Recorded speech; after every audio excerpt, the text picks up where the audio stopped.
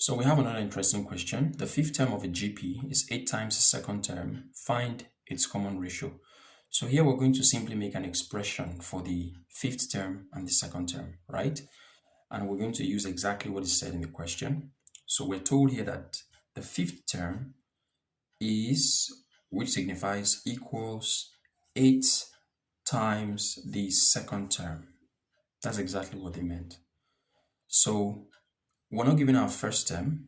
It means we don't have to look for it. But somehow it is still going to appear because we need to write an expression for the fifth term and the second term. So from this equation now, we're going to bring out that expression. Remember, our relation for the geometric sequence is given as AR raised to the power of n minus 1. So now we're going to have our T5 to be AR raised to the power of 5 minus 1 equals 8 times AR raised to the power of 2 minus 1. Remember that the n represents 5, both here and in that of the second term. So we now have AR raised to the power of 4 equals 8 AR. So this is an equation, and remember the principle in an equation. Whatever I do to the left side, I do to the right side. And it is necessary sometimes to do these things so that you could simplify your equation. Now, what am I talking about? I'm talking about dividing both sides by a common term.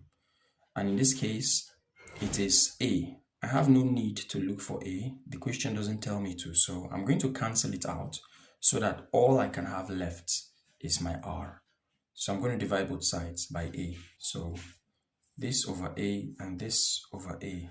So A cancels out here. That becomes R raised to the power of 4 equals, A cancels out, equals 8R.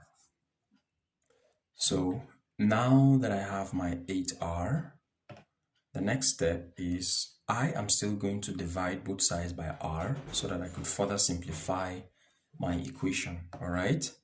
So this divided by R and this divided by R. Now, in indices, division means minus when the bases are the same.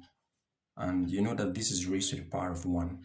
So here I'm simply going to say 4 minus 1. So that gives me R raised to the power of 3 equals 8. So I am now looking for the cube root of 8. So what this implies is R equals the cube root of 8. And what's my answer? 2 is the answer. So my common ratio is 2.